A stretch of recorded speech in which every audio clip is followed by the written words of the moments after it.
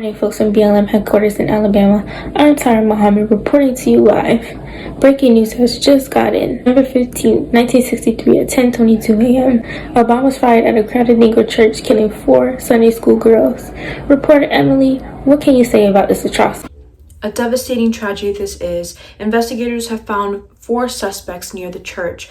Thomas Blanton, Herman Cash, Robert Chambliss, and Bobby Cherry are taken into custody for planting 15 sticks of dynamite under the 16th Street Baptist Church steps. The number of deaths and injuries are unknown, and officials are not releasing any information at the moment. Thank you, Emily, for the report at 16th Street Baptist Church in Birmingham, Alabama. This is Alexis reporting to you live from BML headquarters in Alabama.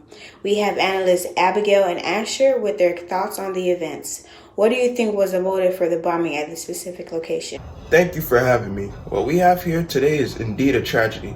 The 16th Street Baptist Church is a common meeting place for action to improve the quality of life for African Americans by pushing reform for equal rights. It is not even a surprise that 4 white men felt threatened by this. This is not the first and sadly not the last time white folks will attack us for basic human rights. This church has received several bomb threats in the past. This is a time for unity and power of my black folks. Thank you for also having me on here today. And I am deeply saddened by the sudden attack, but let's not be quick to accuse anyone. It's a bit of a reach to say that these gentlemen would go out their way to plant bombs at a church and on a Sunday. I say these so-called activists planned this to pin it on the white folks for this movement that they have going on. Update, we have received new information on the 16th Street Baptist Church bombing in Birmingham that happened yesterday morning. Officials have released new information on the bombing on 16th Street Baptist Church in Birmingham, Alabama. 4 girls were found dead in the debris of the girls' changing room located at the basement of the church. Bodies were found dismembered from impact, and forensic scientists were able to identify the bodies of these girls only for their clothing and a ring on one of their fingers.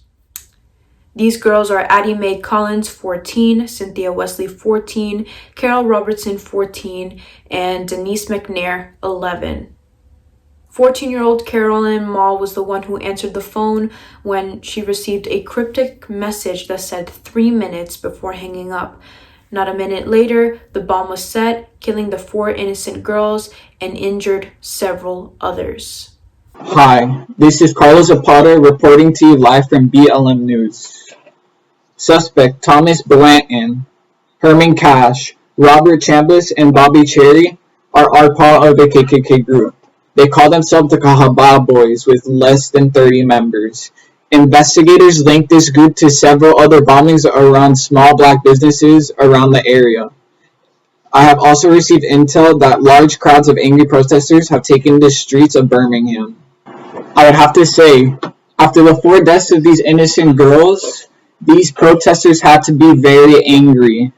I'm receiving more information that Governor Wallace has sent out state troopers to calm the feud. There is violence everywhere. It is getting very dangerous. Many people are getting arrested as we speak. Intel has said due to the riots, 2 young African American men have died by the names of Johnny Robertson and Virgil Ware. One of these deaths was due to the teenage boy not following official orders, and the other death was false accusation. Thank you for the update of the event at 16th Street Baptist Church in Birmingham, Alabama, Emily and Carlos. This has really been a tragic story to follow. Now, we have analysts Abigail and Asher with their closing thoughts on the event. I send my deepest condolences to the 4 young ladies and the injured.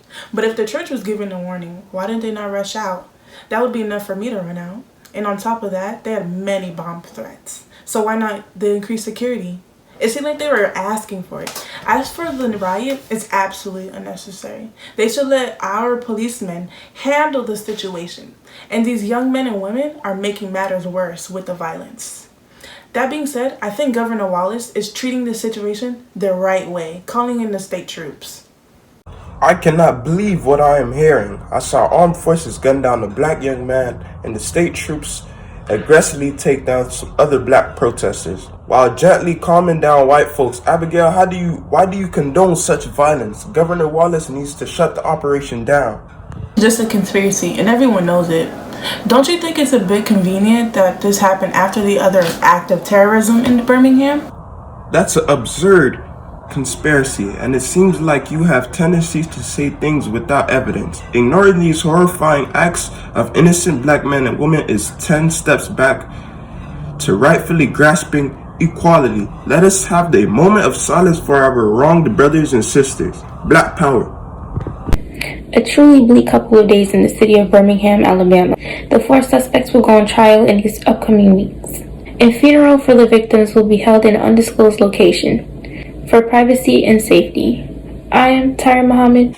And I am Alexis from BLM headquarters. Stay tuned for more updates on Birmingham.